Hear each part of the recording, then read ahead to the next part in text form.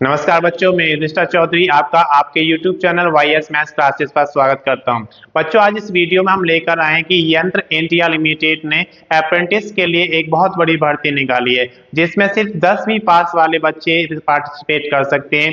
ये 58वां बैच होगा ITI और नॉन ITI वालों का। अगर आपने ITI किया है तब भी आप इसके लिए एलिजिबल हैं, और अगर ITI नहीं किया है तो अब भी आप इसका फॉर्म फिल कर सकते हैं।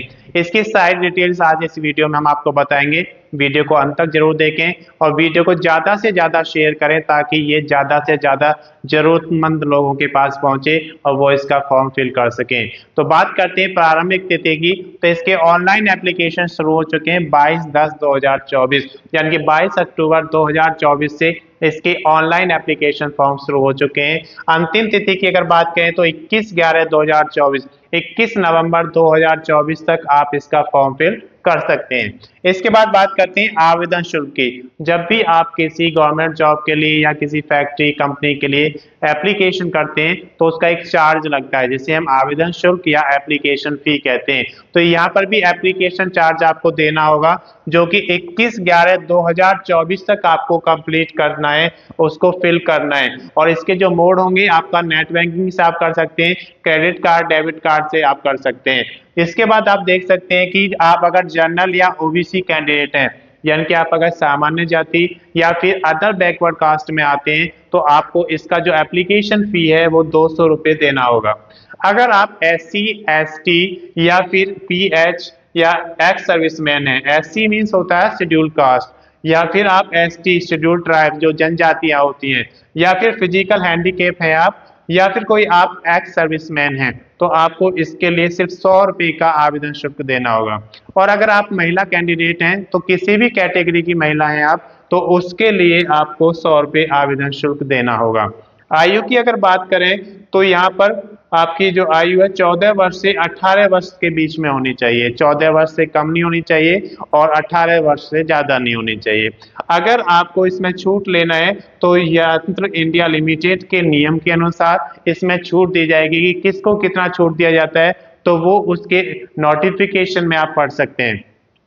इसके बाद बात करते हैं योग्यता की।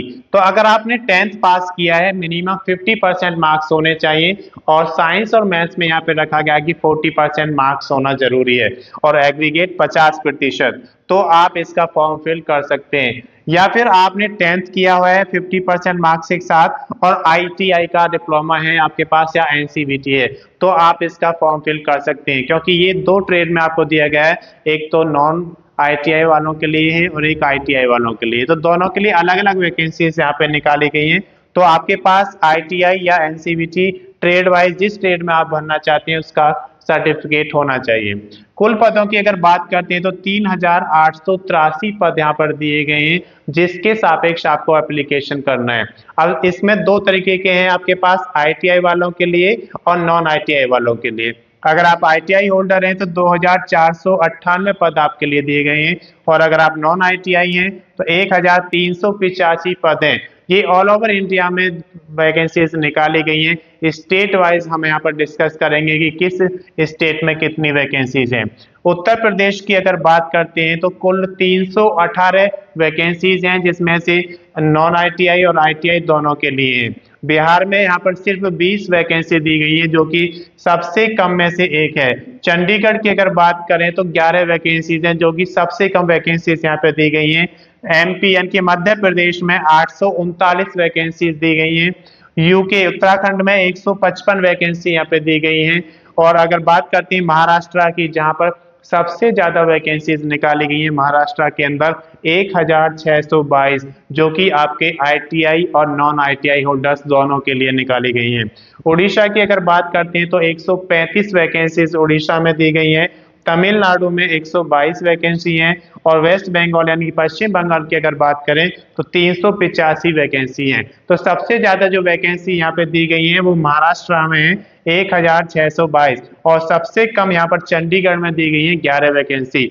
उत्तर प्रदेश में भी अच्छी खासी वैकेंसीज हैं, और MP में भी बहुत सारी वैकेंसीज यहाँ पे दी गई हैं। इसके बाद बात करते हैं कि ये 58वां बैच है जो कि आपका यंत्र इंडिया लिमिटेड अप्रेंटिस के लिए करा रहा है, जिसमें ITI और नॉन ITI दोनों ही तरह के बच्चे यहाँ पर पार्टिसिपेट करेंगे।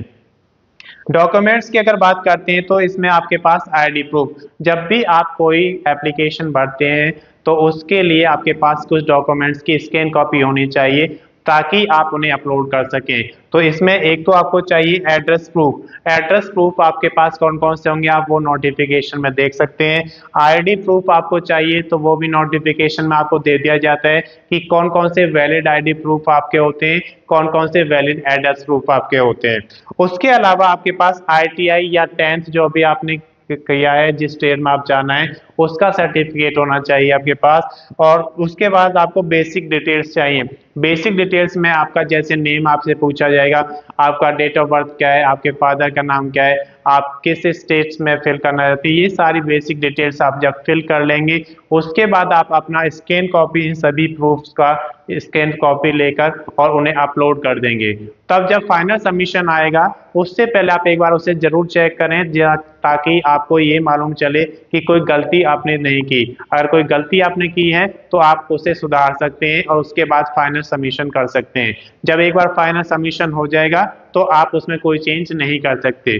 फाइनल सबमिशन के बाद आप उसका एक प्रिंट आउट ले लीजिए ताकि आपके पास एक प्रूफ रहे कि आपने क्या किया है क्या नहीं। अगर इसकी अधिक जानकारी आपको लेना है तो इसके लिए आप यंत्र इंडिया लिमिटेड का नोटिफिकेशन देखेंगे, उसमें आपको सारी जानकारी मिल जाएंगी। मैं समझता हूं कि ये जानकारी आपके लिए पर्याप्त है। अगर आपको वीडियो पसंद आया है तो इसको ज़्यादा से ज़्यादा शेयर करें ताकि ये सभी जरूरतमंद लोगों के पास पहुंचे और वो इसके एप्लीकेशन फॉर्म को भरें। धन्यवाद बच्चों, इस वीडियो में सिर्फ इतना ही। अगर अभी तक आपने चैनल को सब्सक्राइब नहीं किया, सब्सक्राइब करें, वीडियो को लाइक करें एंड शेयर करें।